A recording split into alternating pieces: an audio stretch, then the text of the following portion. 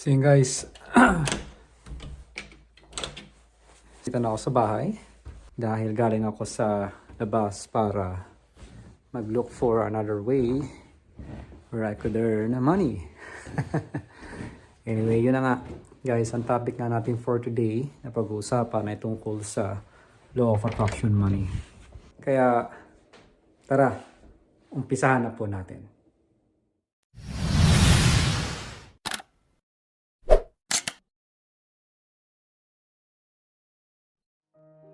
Hello everyone, once again, this is Rudy Glacerna para po sa mga hindi pa nakakakilala sa akin.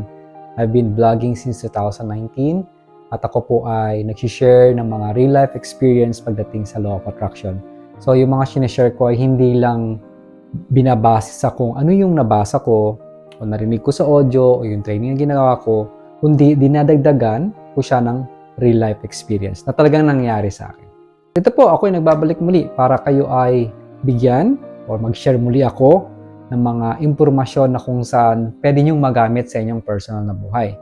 At yun nga po, ang last na vlog ko, sabi ko magpo-focus nga po ako sa Law of Attraction Money. At actually, there's a book, nabasa ko na siya way back 2020, nung mga pandemic days, pero PDF pa lang siya noon, at ngayon meron na ako. Papakita ko sa inyo ito siya. It's Money and the Law of Attraction ni Hester and Jerry Hicks. Kumbaga galing siya kay Abraham. Anyway, hindi lang po yun yung mga binabasa ko. Actually, meron pa akong isang book din na binabasa, which is halos nangangalahati na rin ako. Ito po yung tinatawag na Happy Money. Ito naman siya, by Ken Honda. It's a Happy Money. It's a Japanese way pagdating sa happy money. At very interesting kasi base sa kung ano man ang na-training ko before pagdating sa law of attraction, halos connected din siya.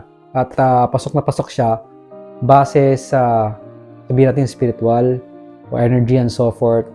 Pasok na pasok, napakaganda ng book na to. Anyway, at syempre, hindi lang yon, meron pa. Meron akong book na isang natapos na, maliit lang kasi siya at maikli. Actually, dalawa sila. Ito naman siya, The Science of Getting Rich. It's a very, very interesting book kasi itinuturo niya dito at doon ko na-realize kung bakit ako nalilito dati sa buhay. At ito yon, isi-share ko na rin sa inyo. Sinabi kasi dito na kung ikaw ay merong pag-aaralan at may gusto kang makamit sa buhay, kahit ano man yan, no? Kailangan mo mag-focus muna sa isa. Let's say money. Naka-focus ako sa money right now, di ba? So kung magpo-focus ako sa money, make sure na puro ito lang ang pag-aaralan ko. Dahil once ako ay pumunta o makinig sa ibang bagay o sa ibang tao o mga speaker na medyo taliwas doon sa sinasabi pagdating sa pera, lahat na napag-aralan ko dito o kung saan man ay mawawalang bisa. Masasayang lang, parang sinayang ko lang yung panahon ko. Kaya pala noon, sabi ko parang napaka-bombarded ko ng information before, litong-lito na ako. Sabi ko, ano nang paniniwalaan ko? Kasi napakadami. No? So ngayon, mas naging specific na ako, mas lalo ko pang hino-hone or hinahasa ang sarili ko para mas lalo akong maging specific at direct base sa gusto ko talagang makamit sa buhay. Oh well, sabihin natin marami na ako nakamit talaga, marami na. But hindi kasi yun eh. Ang mangyayari kasi, once na makamit mo yung mga bagay-bagay na maaaring hindi mo pa nakakamit ngayon, once you get there, makuha mo yan, mapasaya yan, you will see further. Meaning, pagdating mo doon, may makikita ka pa yan sunod. Kaya sabi nga nila, mga tao nga daw is, walang kakunte-kontento. Actually, meron naman. But the thing is, tayong mga tao kasi pumunta dito sa mundo is, para lang ba talagang maging kontento? That's it? Yun lang, okay na? For the rest of your life? Actually not. Kasi tayong mga tao is a creative being. We always create things. Or we always create something na magbibigay sa atin ng ligaya. But anyway, yun nga. Science of Getting Rich is very powerful book as well na nakatulong sa akin para magbigay ng focus sa kung ano na talaga ang gusto kong gawin. And also this one, it works. Sobrang ikli niya lang, pero yung point dito na sinasabi niya ay ilista mo lahat ng mga dreams and goals mo. And then, babasahin mo siya every morning tsaka night. Tapos, isipin mo siya as often as possible. And then, pangatlo, wag na wag mo tong sasabihin sa iba kung ano yung plano mo. Maliban na lang sa great power within you. Kumbaga, sa soul mo, sa spirit mo, sa sarili mo sabihin. Diba? That's why, I have a lot of goals. Meron akong mga hinahalo, o mini-mix, o in-experiment, o ini-experience right now, or pinaprocess when it comes to money. Hindi ko pa talaga sinishare. Like before, sa mga experiences ko, lalo sa law of attraction, manifestations, bago talaga ako mag-share sa lahat, gumawa ng YouTube channel, hindi ko siya ginawa na dahil kasi excited ako kasi natuto ko kasi nabasa ko sa book kasi ganito, gano'n. No. Marami muna akong in-experience. Sabi ko, okay, na-manifest ko ang ganito. Okay, nakapangalawa. O, nakatatlo, nakaapat, nakalima. Nung nakalima ako, sabi ko, okay, it works na to. Ito na yun. Saka ako nag-share. At hindi lang yun, lahat ng mga binahagi ko, lalo na sa pinakauna-una kong vlog, lalo na yung 5 basics, lahat yan ay talagang umubra. Lahat yan ay totoo. Lahat yan ay subok na. Anyway, balik na tayo dun sa money. So yun, hindi lang yun yung book. Meron pa akong isang binabasa, ito naman. Ang title niya ay Super Rich. Diba? Puro more on na, di ba? Rich, basta haulos more on money. At saka alam mo ba, very interesting ang mga nangyayari sa akin. Actually, meron pa ako dyan yung Rich Dad Poor Dad, tapos yung Cash Flow Quadrant. Yan, gusto ko rin basahin yan soon. Unti-untiin ko lang. No? And ginagawa ko kasi, sabi ko, I'm really in the process pagdating sa money. At naghahanap ako palagi ng magandang rason kung bakit money. Kumbaga, ang money kasi is, yes, narinig na natin to, at this is true, na hindi lahat ay mabibili ng pera. Pero tandaan nyo, kung ikaw kasi ay may pera, you have the ability to do yung hindi kayang gawin ng ibang tao. Aminin man natin sa hindi, pag tayo ay maglalaba, anong kailangan mo? Tubig. Okay. Ang tubig ba ay hindi kailangan ng money? Kailangan pa rin yan. Okay. Kung tubig lang, okay na bang paglalaban natin? Of course not. Kailangan natin ng sabon. Okay? So, ang sabon, may libre ba? Yes, pwede. Pero, kahit sabihin natin pag naubos na yung libre na yun, anong sunod? Kailangan mo pa rin ng money to buy yung soap. Or yung Tide. Or di kaya kung anumang detergent ang gagamitin mo para sa damit. Diba? Kung gusto mo mas mabango pa, Downy. So, you still need the money. Kahit sabihin natin small amount yan, everything kasi dito sa mundong natin is always has an exchange through the money. Kaya actually itong impormasyon na to, narinig ko before nung ako ay nag-work pa sa Things Eye, and may sinasamahan ko siya to deal with the pharmaceutical pagdating nga sa product kasi gusto niyang i-spread sa Pilipinas before. And then sabi niya nga sa akin, you know what? Money kasi talaga, almost everything kasi ginagamit natin yung money. Yan nga, sabi niya, kahit anong gawin mo, electric. Ito, pag-charge, yung cellphone, laptop, books, and everything, damit, pagupit. Diba? Kaya mo bang gupitan ng sarili mo? Yes, it can. Pero yung talagang mas maganda at mas maayos, still kailangan kasi ng ganito. Right?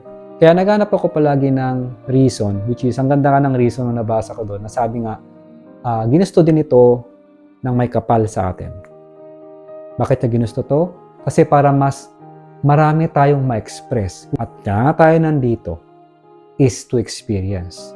The more na na-experience natin to, na-experience din ng may kapal. Hindi ito tinuturo, no? Iba kasi yung turo sa, hindi ko alam kung ano man narinig nyo, but it's totally twist yung turo sa katotohanan, sa talagang katotohanan na sinasabing katotohanan. O maaaring, well, hindi naman tayo magdidwell talaga dyan, but what I really want to say is, kaya tayo pumunta dito sa mundong to para maranasan at ma-experience ang buhay. Hindi yung parang hanggang dyan lang, but to experience more. Depende sa kung ano ang Nauunawaan mo, kaya mong makita at kaya mong gawin. Ikaw ang mag-dedesisyon nun at hindi ako. Pero nandito ako, itong binabahagi ko kasi sa inyo is something information na pwede nyong gamitin at pwede ding hindi. Kayo po ang magde-decide kung gugustuhin nyo ba para mas maabot nyo pa ang more, better, and wonderful life. Or kung hindi man, okay lang din. Nasa sa inyo po yan. Bago natin umpisahan ang Law of Attraction Money Vlog, gusto ko munang umpisahan sa tinatawag na 5 basics. Maring iba sa inyo aware na, maring iba sa inyo hindi pa. Pero ganun pa man, napaka-importante kasi nito. So number 1 kasi, sa 5 basics is kung kanino ka ba makikinig. Siyempre, makikinig tayo sa mga taong narating na ang gusto nating makamit. Bakit?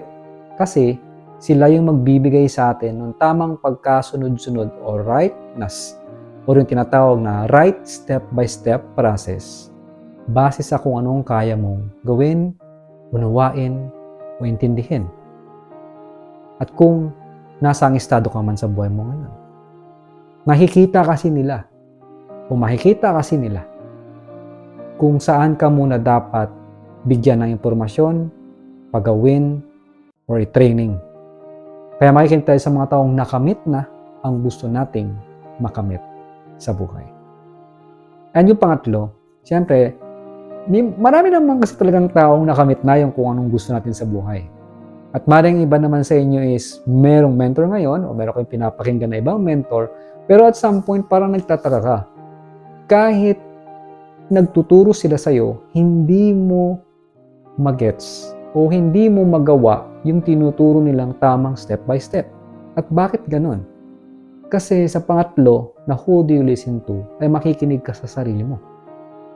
Dito, sa puso. Sa nararamdaman mo. Hindi sa naiisip, but sa nararamdaman mo. Ano bang sinasabi ng nararamdaman mo ngayon habang nakikinig ka dito? Parang, nararamdaman ka bang parang mahigpit, na parang mabigat, na parang hindi okay ba? Na parang madiin, na parang hindi ka komportable? Kapag ganon, then this is not for you. You have to stop this video. Kasi hindi umaayon yung energy mo o yung sarili mo pa base sa narinig mong money. Maaring may programming kasi dyan sa isip mo o sa isip. Marami kasi dyan eh. Iba-iba kasi yan eh. Once na may program kasi ang isip mo, once pumasok dyan ang hindi maganda, automatic hindi maganda ang mararamdaman mo. Dahil once maganda ang iniisip mo, automatic maganda din ang mararamdaman mo. Pansinin nyo. Pag ikaw ay may sakit, hindi maganda ang pakiramdam mo, automatic ba magandang naiisip mo? No. It's very hard and challenging. Once masama ang pakiramdam mo, pagod ka, hindi ka makapag-decide na maayos. Minsan nagiging emotional ka pa, pwede ka pang sumigaw, naiinis ka, naiirita ka. It's because you don't feel good. And it's because you're not thinking right. Kaya napaka-importante makinig. Kaya napaka-importante na makinig kayo sa inyong sarili. So yun no? So kanina tayo makikinig? Dun sa tao na kamit na ang gusto nating marating sa buhay. Pangalawa, sa tao makakapaggabay sa atin ng tamang pagkasunod-sunod o step by step base kung nasan tayo ngayon. And pangatlo, makikinig tayo sa ating sarili. But, law of attraction money nga. Wala pa ako mapapakita sa inyo na limpak-limpak na pera na, gagantuin ko sa inyo, na meron na akong mga Rolls Royce and so forth, at kung ano-ano, wala akong papakita. So, ba't kayo makikinig sa akin? Do you have to listen to me? No. But, let me tell you this. Marami na nangyari sa akin. Kung napanood nyo lang yung vlog ko, noong 2020, let me show it to you. Ito siya. Hello mga kasim like-minded. Ayan, nandito na tayong muli sa ating panibagong vlog.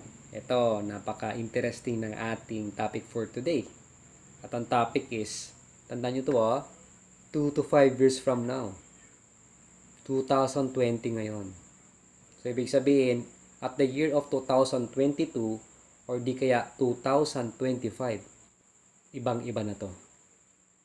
Ginawa ko yon 2020. Ngayon, 2024 na po. Nasaan na ako? Ito na yung background ko. Yung video na ginawa ko na yon, ako'y nasa probinsya. Sabi ko magbabago. Hindi ko nga in-expect eh. I did not really expect na makakarating ako dito sa Canada. But I know my goal. Alam ko kung anong gagawin ko.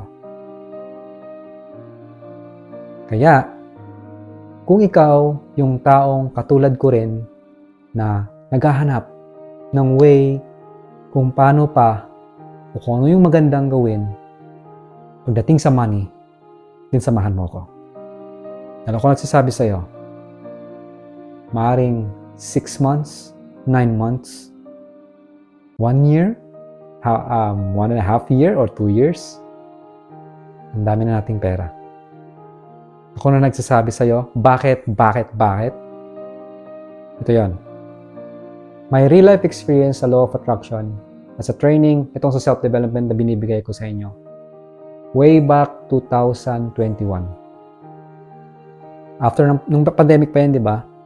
Nasa probinsya kami, and then 2021 ng October, pumunta kami ng Manila sa Makati kasi yung work ko ay nasa Mandaluyong as a Japanese chat support. Alright? And then, 2022 ng February, ako nag-start na pumasok sa isang company na tinatawag na D-Grind. Yung D-Grind, yung may-ari niyan, ay si Jubel Dairit, which is hindi ko siya kaano-ano. Napanood niya lang yung vlog ko. Nag-training kami, tinrain ko siya since 2020. Almost every day. Sobrang ano din siya, dedicated eh. Talagang hungry siya sa development na gusto niya pang mag-improve. And then, nung pumasok ako doon, 2022 ng February, pagka December ng 2022, kumikita na yung company ng million a month. Di nga ako makapaniwala nun kasi yung dancer, it's not even a profession na mapag-aaralan mo sa school. O maring meron na. But the thing is, alam mo ba kumikita sila ng 55,000 pesos? Quincenas. 30,000 pesos another week ulit. So magkano yun? Sabi ko, tinalo pa nila yung yung mga nagko-call center or mga manager. Sabi ko, ang galing. It works. Kasi we are aligned. Nag-a-align kami palagi. May meeting kaming ginagawa. Lahat ng mga natutunan ko, itinuturo ko, binabahagi ko. At the same time, yung may-ari kasi, grabe, ang galing. Connected kami. Sobrang positive, sobrang, halos hindi ka makapaniwala kung nandun ka. Kasi marami kaming mga na-engage na, ano ba yan? Ba't parang, totoo ba? Puro positive lang, wala talagang negative. Hindi sila makapaniwala na meron talagang group na puro positive ang maririnig mo, na puro magaganda ang maririnig mo, na puro maaayos. Meron po talaga at nagawa po namin yan. At sa loob lang ng ilang buwan, 10 months. Kumita na ng 1M, mahigit. Actually, hindi lang December, nag-start kasi yun, nag-start na yung Girl on Fire sa Showtime. Doon na nagsunod-sunod. Ang daming nangyari. Kaya sabi ko, okay, kung nagawa ko yun sa Pilipinas, meaning magagawa ko rin siya dito sa Canada. At kung nagawa ko yun, at kung napanood nyo yung vlog ko po, nung nagsisimula ako, kung ano lang suot ko, very normal lang. Yung typical na parang hindi ka maniniwala kasi ano itsura ko noon. Kaya nga, totoo talaga yung your eyes, yung mata mong yan, will always deceive you eh. Lulukohin ka lagi ng mata mo eh. Tsaka itong tenga mo, lulukohin ka rin sa mga naririnig mo. Dahil ngayon, suot ko, ganyan, di ba? Paano kung hindi mo ko kilala? Makikinig ka ba sa akin? Sabihin mo, sino itong taong itong suot niya? Ba't parang, kaya to parang pulubi or, ewan ko, depende sa inyo. Kung how are you going to see it, it depends on you. But anyway, yun na nga. Sa money, who do you listen to? Kanino ka makikinig? I'm not saying na ako lang pakinggan nyo. But kung magpo-focus kayo sa money, I highly suggest, puro money ang inyong pag-aralan. Hanapin nyo palagi ang maganda at kung anong pwedeng gawin ng money sa atin.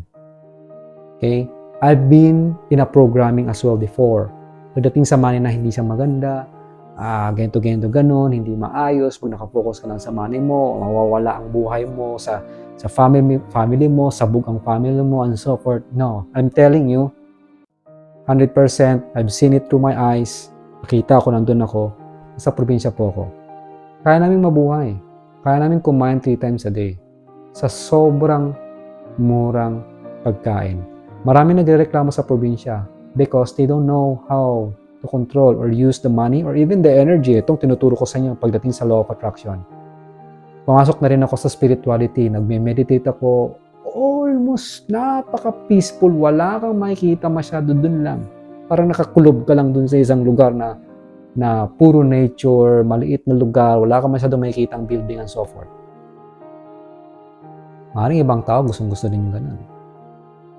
Ngunit, nangibabaw pa rin ang sinasabing experience nga. Dahil yung probinsyang yun, doon na ako lumaki eh. Since grade 1 at high school. Bumalik kami doon kasi nandun yung mga anak ko, yung asawa ko. And then, mas nangibabaw sa akin na, teka, mas nauna kasing na-expose talaga ang mga anak ko sa condominium, sa Mandaluyong before, in a city. Kaya sabi ko, why not dream more? Why not achieve more? Why not grow more? Kaya ngayon ito na yung pinafocus ko. Dahil also, bago ako mag-focus sa money, nag-focus din ako sa family. I've been in a family, sa kids. I'm telling you guys, at the end of the story, you're still going to focus sa sarili mo.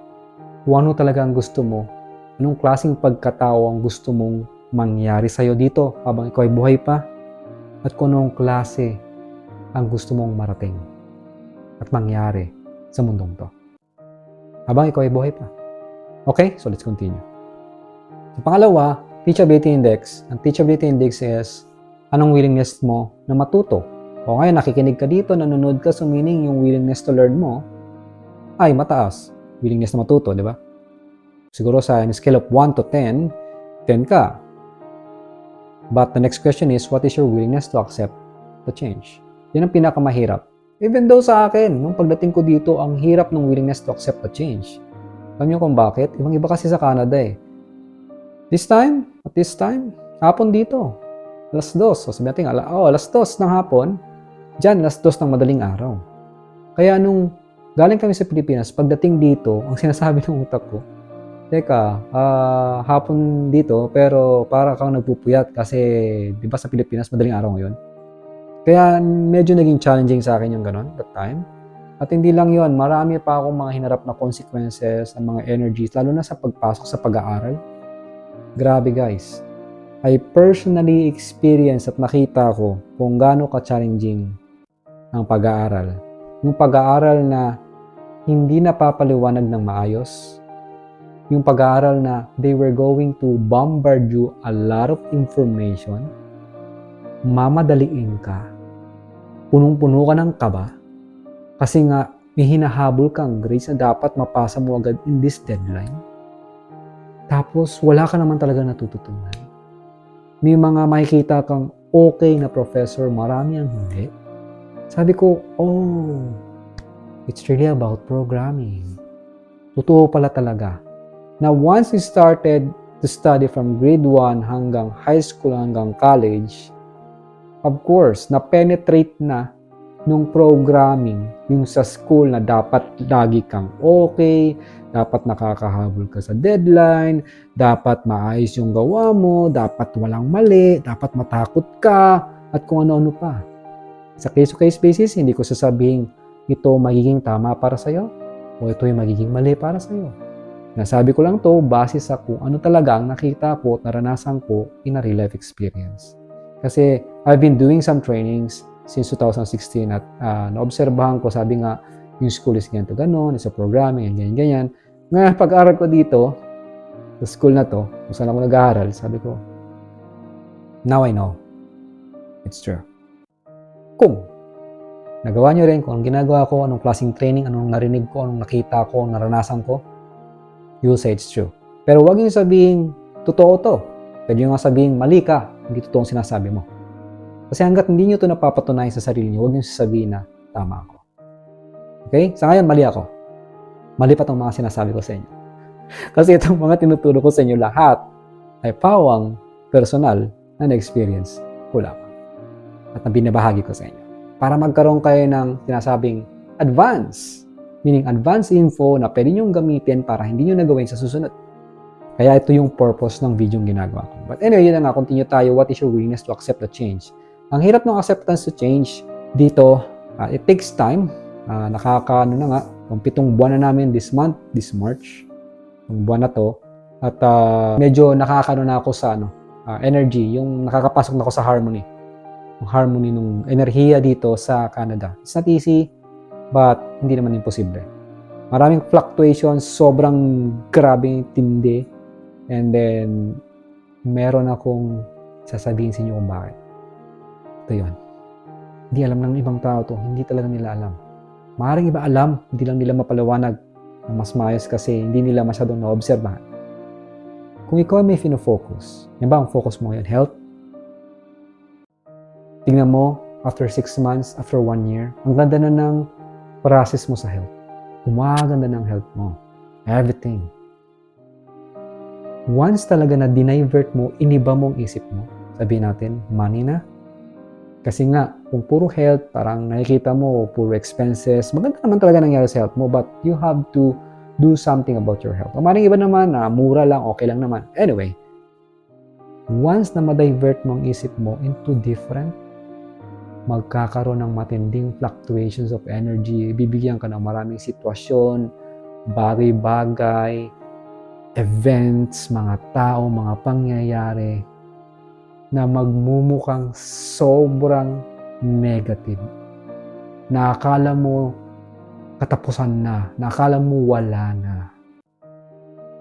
Pero ito pala ay ang tinatawag na blessings in disguise. Para ikaw ay mas matuto pa at maabot mo itong bagong iniisip mo. Kaya itong nangyayari sa akin, it's true. Saka ko ipapaliwanag ng lahat. Kasi nga, i-experience ko muna siya sa akin at i-manifest ko muna siya dito sa aking mga kamay. At sa aking sarili. Ayan. So anyway, yun nga, sa pangatlo naman tayo ay tinatawag na training balance scales. Training balance scale, meron tayong dalawa, di ba? Kung naalala nyo, ano ba yun? Sige nga. Anyway, para sa mga bago, ang training balance scale po is nahati sa dalawa. May sinasabing how side, like paano gagawin, anong plano, anong technique, lahat ng mga bagay na physical activities. Like, na dapat maayos ka, dapat nagtatrabaho ka, dapat masipag ka, dapat ganito, ganun, at kung ano pa. That's the how side. At merong isang side pa na sinasabing why side. Ang why side naman is more on emotion, energy, thinking, goal, objectives, feeling good. It's more on energy. So why? Sa thinking. More on thinking siya. Thinking side. So sa dalawang ito, naalala nyo ba kung saan kayo magpo-focus? Para sa mga previous subscribers o yung mga nakapanood na sa 5 basics, naalala nyo ba kung saan dapat magpo-focus? Alam nyo ba kung ilang %? So maaaring naalala nyo, di ba? Maaaring ang iba hindi. Pero sasabihin ko po sa inyo, lalo na sa mga bagong nanonood, kung mag-focus kayo sa dalawang side na to, no? Sa how o sa why? Saan dito sa dalawa? Kung mag-focus po kayo, ang answer is ito. Sa why side, kung hanggat maaari, 90%. Sa how side, 10% lang ang ipo-focus niyo. Bakit? Bakit ganun? So, ganito ka siya. Pag ikaw kasi nagpo-focus lagi sa how, paano mo siya gagawin, anong gagawin ko, hindi ko alam, wala akong pinag-aralan, wala akong pera, wala akong kakayahan, malabo, imposible, kalokohan, lahat na. Pwede mong sabihin. Kasi nga, paano mo gagawin yon? I'll give you personal experience. Nung pumunta kami dito sa Canada, nag-compute ako kung magkano pera kailangan namin. 2 million, mahigit. Kasi 4 kami. Kasama doon yung plane ticket, bayad sa school, renta dito and so forth. So ano nangyari? Nandun ako sa house side. Na-stress. Lalo na yung wife ko, na-stress, di makatulog. Kasi nga, sabi niya, saan natin kukunin yung pera na yun? So sabi ko, nga, sobrang laki Ano pong pwedeng gawin? But the goal is to come here. Nagbayad na ako sa school ng 113K para makapag-enroll. Then after nun, almost mag-withdraw na kami. But there's something happened. Meron kaming nakita, ang friend ng asawa ko na dati nag-work sa Cebu Pacific, na magka-Canada din, binil niya ang confidence and so forth. Tapos nag-umpisa kami sa maliit. Sabi ko, sige, continue tayo. Kung ano lang munang meron dyan, yung munang gawin. Saka na yung pera, last na yan. And it happens. Which is, kung sana lang pumunta, parang, ihuhulmahin ka pala talaga ng mundo. Hanggang sa makapunta ka dito. Wala kaming perang 2M. I'm telling you, ang total na pera na naipon ko bago pumunta dito umabot ng 500K plus. Pero nakaalis kami. May nahiramang pera, maswerte pa ako kasi may nagpahiram din sa akin para sa plane ticket, para yung pera kong naipon na yon ay madala dito na magamit namin. Kaya ngayon dito kami. Kaya nga law of attraction works. Once nag-focus ka kasi sa paano, laki ng pera, saan kukunin yan, malabo. Nanghiram na ako sa mga mayayamang friend ni mama na may mga Rolls Royce and so forth, na patunayan ko na kahit mayaman sila, hindi agad sila magtitiwala sa'yo. At saka sasabihin nila, kung meron kang pang collateral, magpapahiram sila. Basically, kung may pang collateral ka, papahiramin ka 3M. Ganon. Kung wala, no. Because they're doing business. If you have business, ang only focus ng business, alam niyo ba kung ano? It's profit. Yan yung tinuro sa school namin. Kasi ang pinag-aralan ko dito is international business. Pero yun na nga, balik tayo sa how and why. You have to focus on the why side. Kasi kung sa how, punong-puno ka ng kaba, punong-puno ka ng takot, paano kung di mo nga alam, di ba? Sa why side naman, kung mag-isip kasi sa why, bakit? Anong reason? Anong goal mo? Ba't mo siya gagawin? Parang, alam mo yung tipong, kusa kang bibigyan ng sitwasyon, mga tao, bagay-bagay para mangyari yung gusto mong mangyari o yung hinahangad mo. Lalo na itong sa money. Kaya napaka-importante na sa why side tayo. Ikaw, ba't ka nanonood dito? Anong rason mo? At anong rason ko bakit ako nag-share ng ganito? Kasi, ito yun, the more na marami tayong tao ang nag-iisip with regard sa money, ang mga pwedeng ibigay sa atin ng money, yung tulong, marami tayong pwedeng tulungan, marami tayong pwedeng magawa, we can travel around the world, we can eat wherever we want, we can stay wherever we want, 5-star hotel man yan, 7-star hotel man yan, it doesn't matter. At this moment, sa oras na to, kung gusto mong pumunta ng Japan, kahit sabihin natin 35,000, 50,000 pan ticket, kasi bigla kang sasakay, you can do it. Alam yun? You can do anything. Like donate pa. Donation sa kung saan-saan, marami kang pwedeng tulungan. We can build our business at kung ano-ano pa. Ang dami talaga. Kapag tayong lahat ay nag-iisip niyan with the same thing, with the good thing, at marami itong naabot, maraming mga taong nakakapakinig at connect with this energy dito sa isipang sinisend ko right now, kung may nakaka-connect at dumadami tayo, mas mapapabilis ang proseso. Dahil naranasan ko yan. Doon sa D-Grind. Dalawa nga lang kami nung may-ari. Oo, yung iba, yung mga dancers, sinuturuan din namin. Pero mga bata pa kasi. Nawawala sila sa kumbaga sa training, sa 5 basics. Hindi sila consistent. Kami lang yung pinaka-consistent. Kasi that's why we earn more. We have this. That time. Kaya nga yung may-ari ang mas may pinaka-ganto. Kasi nga consistent. At siyempre, yung mga dancers, since mga bata pa sila, nawawala sila sa training. Kung ano nung pinapanood nila sa TikTok, kung ano nung yung rap battle lang papanoorin nila, na yung mga mura, kung ano pa. What do you think will program sa isipan nila? Na pagkatulog nila, pagkagising, pwede mag-resonate yung mga mura at kung ano pa yung napakinggan nila o narinig nila. Kaya itong brain kasi natin is parang antena. Nagsisend yan ng energy. At nagre-receive din. Ganun tayo eh. So, kung marami tayo, isa ka sa mga susundan kung anong gagawin ko at maniniwala sa gagawin natin to, mapapabilis ang proseso mo, mapapabilis din ang proseso ko, mapapabilis ang proseso nating lahat. That's my goal.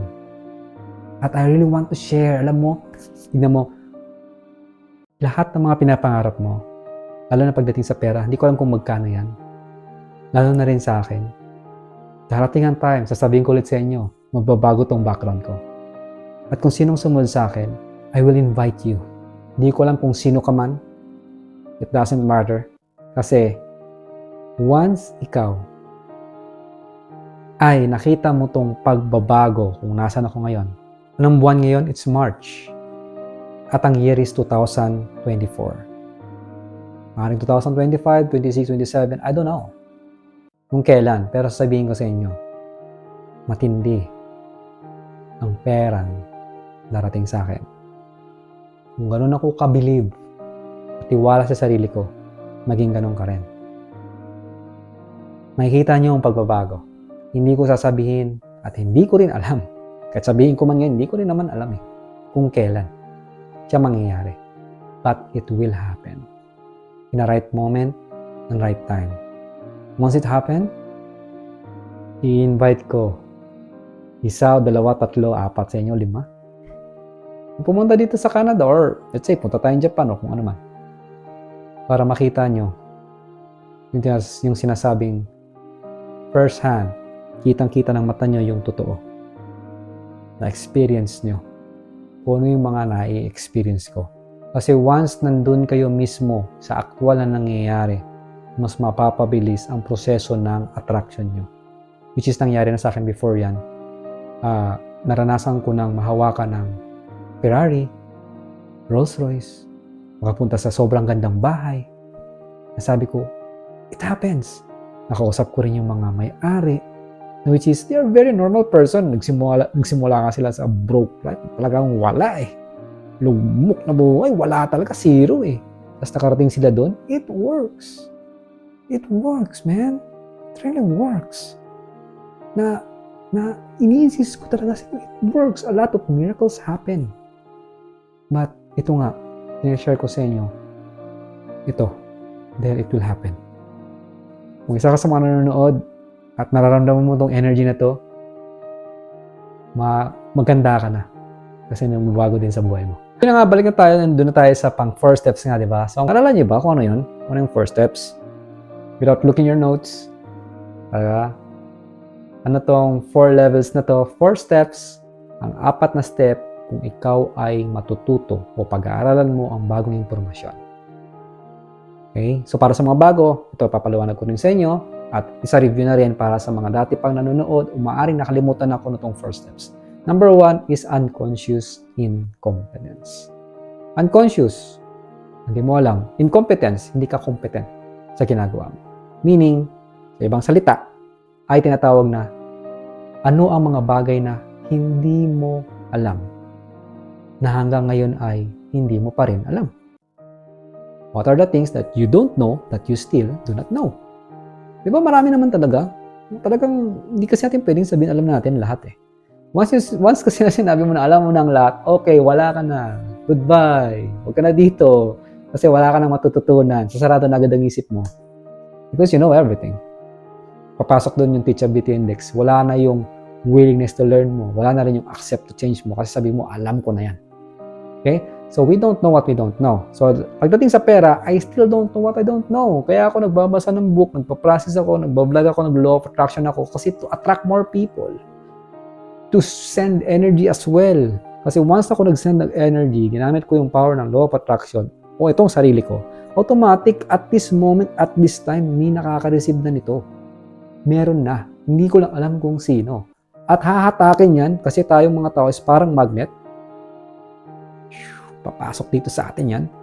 No? And bigla ka nalang magugulat, may binigay sa sitwasyon ng gento, may ganyan, may nangyaring gento, and so forth, hanggang sa makamit mo yung gusto mong mangyari. Mangyari siya.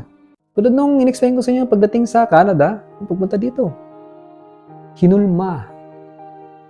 Merong ginawang grand of scheme itong mundo. O sabihin natin yung universe, o sabihin natin si God. Kung sino man ang sinasanto nyo. Meron silang ginawa na hindi mo nakikita. At ngayon, ipapakita niya sa'yo. Kaya kailangan niya maging aware. Anyway, dun nga, sa 4 steps, we don't know what we don't know. Hindi natin alam kung hindi natin alam. Pagdating sa pera, kahit ako hindi ko pa talaga alam lahat. At aware tayo. Sabi natin, pera, ang money, ay ginagamit pambili ng ganito, ganon. It's a money. But the thing is, kahit aware tayo dyan, bakit hindi dumadami? Di ba? May kulang ba? Masipag ka naman, ginagawa mo naman ang lahat. Go-getter, ibig sabihin, achiever ka naman, ina-achieve mo naman lahat, binibilisan mo, ginagawa mo lahat, halos everyday, hindi ka natutulog, 24 hours. Pero parang feeling mo, hindi mo pa rin nakakamit ng lahat. Why is that? Tagal-tagal mo na nag-work, ganun pa rin. Ako, sabihin ko sa inyo, it's my, siguro, 16th job, 17? Ang dami na. Since 2007 pa lang po nag-work na ako. Ang dami na, kaya umabot ako sa ganito eh. Dami kong naranasan, ang dami kong na-realize, ang dami kong nakita. Hindi lang sa akin, kundi natuto din ako sa personal experience ng aking grandfather, ng aking father, ng aking mother, at iba pang mga tao nakita ko na mayroong similar commonality, mindset. Kaya iniiba ko itong ginagawa ko. Alright? So yun, we don't know what we don't know. Pangalawa is, naalala niyo ba kung ano? At yun ay ang conscious incompetence. Ang ibig sabihin ng conscious incompetence is, ngayon nalaman mo na ang dati mong hindi mo alam. Conscious ka na, nagiging conscious na tayo. Pero, hindi mo pa talaga kabisado lahat. Kasi sinasabi ko dito, na nasabihin nyo, may ganun pala nangyari kay Coach Rujic before? Hindi ko alam yun So now you know what you do not know. Conscious incompetence. Lahat tayo dumadaan sa ganyan. Maraming bagay pa yan. Ang ibig sabihin ng dalawang to at tong apat na to. So pasok tayo sa pangatlo. Ang pangatlo ay tinatawag na conscious competence. Ibig sabihin, conscious ka na, competent ka pa. Parang yun sa work. Naalala niyo ba kung, di ko alam kung nakapag-work na kayong iba siguro bago pa lang, bata pa, high school pa lang, I don't know. Pero sa mga kasing idaran ko, for sure, pwede ba pag nag-work tayo at the very first? Hindi naman natin alam talaga lahat kung anong gagawin natin. Maring iba kasing ginagawa nila. Ngayon, pagpasok mo dun sa work, saka mo makikita na, may ganito pala. Hindi ko to alam sa dating pinagtrabuhan ko, wala namang ganito ito palang proseso nila. And then after nun, may magtuturo sa'yo. Ito ang gagawin mo, ganyan, tas ganito, tas ganyan, ito, ayan. And then ano mangyayari? Siyempre, kung ikaw na maggagawa sa sarili mo, conscious ka. Conscious ka sa ginagawa mo, ito yung sunod, tapos ganyan, tapos ganito. Parang ayaw mo magkamali, base sa sinuro nila. Nag-gets nyo? Nakakukuha nyo ba? Nakakasunod? Ganun yun Kahit nung nag-work ako sa gawaan ng sandwich, talagang sabi ko, grabe yung consciousness ko noon kasi pagkain to, pagka magkamali ako ng hiwa tapos tamang paglagay-lagay ng ganun, ang bagal ko pa. Tapos nung nasanay ako, wala na, parang inaantok na ako. Yun yung fourth level. Ang fourth level is tinatawag na unconscious competent. Ibig sabihin, autopilot, yung kahit di mo iniisip, kumbaga sa ilang daang beses o libo mo na siyang ginawa pa, ulit-ulit for how many years mo nang ginagawa sa buhay mo, yung ginagawa mo ngayon, kung nasaan ka mo nag-work, for sure, kahit nakapikit ang mata mo, kaya mo siyang gawin. Kahit katawan lang gumagalaw sa'yo, kaya mo siyang gawin. Yun yung level na gagawin natin dito pagdating sa law of attraction of money. Yung master natin. Kumbaga, we don't know what we don't know. Alamin natin yung mga bagay na hindi pa natin alam pagdating sa law of attraction money. Ibabahagi ko rin sa inyo pagdating sa pera. Pangatlo, magiging conscious tayo sa bawat gagawin natin pagdating sa money. And lastly, gagawin natin ito paulit-ulit hanggang maging automatic na siya para sa atin. Para sa susunod yung money, it's kusang papasok na lang. Gusto niyo ba yun? O gusto niyo talagang kayo lagi ang magpapakihirap sa pera?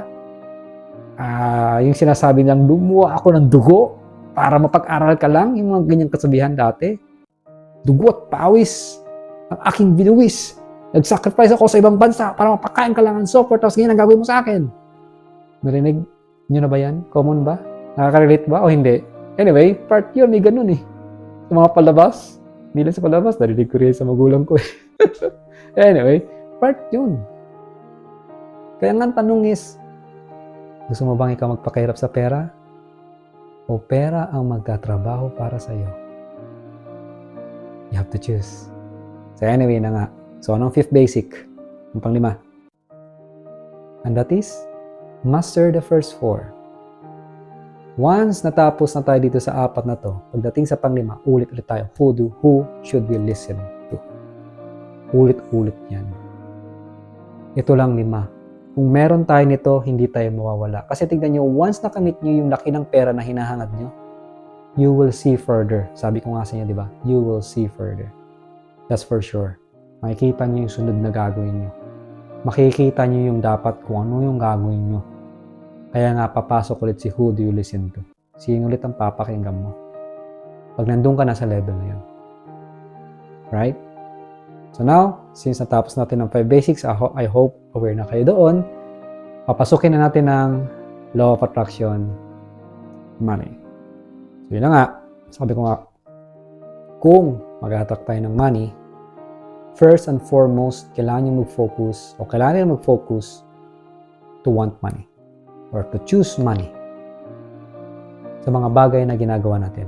Yes, pwede natin gawin muna yung mga bagay-bagay na gagawin natin, but kayo po ay aking inihikayat na makapaghanap kayo ng other way kung paano nyo pa mas ma-appreciate. Sabi kong paano, no? Paano nyo pa mas ma-appreciate kasi hindi pa tayo aware. Ang money. Ano ang maitutulong ng money sa'yo? Ano yung mga magaganda at kabutihang pwedeng itulong sa'yo ng money? At kung meron kang naririnig na taliwas dito sa sinasabi ko na money is a root of an evil, ang money ang sisira sa'yo, and so forth, pag may naririnig kang ganun, automatic, alisan mo. Yan yung mga don'ts. Huwag mong papakinggan, huwag kang makikinig. I am sorry, kasi sabihin natin, nagsisimba ka rin, maaaring nagtitraining ka pagdating sa money, and then pagdating sa simbahan, naririnig mo yung sinasabi nila ng sermon na ganito, ganun, pagdating sa money, and so forth, pumapasok ka sa spiritual at kung ano-ano, malilito ka. Masasayang lang yung pinag-aaralan mo pagdating sa money.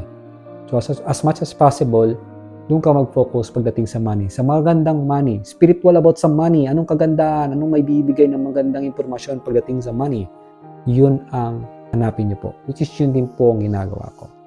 At yun, no? And the next thing is, whatever we think kasi, mangyayari siya. Di depende yun, pwede ding hindi kasi mangyari dahil may kulang tayong ginagawa. And that is the feeling. The more, the stronger yung feeling mo pagdating dun sa gusto mong mangyari at sa iniisip mo, the more na mas mabilis siya. Lagi kang bibigyan ng equivalent na feeling base kung nasaan ka ngayon. Yeah, it will. Pag nalagpasan mo yon, it's a good thing. Kung hindi, ang tawag doon, anxiety. Madedepress ka. Lahat na ng negative makikita mo. Parang akala mo katapusan ng lahat. But, pag nalagpasan mo yon, for sure, I will see you at the top. If I'm going to discuss you the other basic concept pagdating dito, at yun ay aking ipapaliwanag sa susunod na aking vlog. Kaya abangan niyo po. Hello everyone, once again, this is Rudy Castro. Maraming salamat sa pagnood ng vlog ko. Hanggang dito lang muna. At habang wala pa po akong bagong vlog, panoorin niyo muna yung mga suggested vlogs ko, lalo na yung 5 basics, law of attraction, at iba pa. Para kayo po yung ma-review. At para kayo mas lalong maging handa sa susunod na ipapaliwanag kong Law of Attraction Money. Thank you.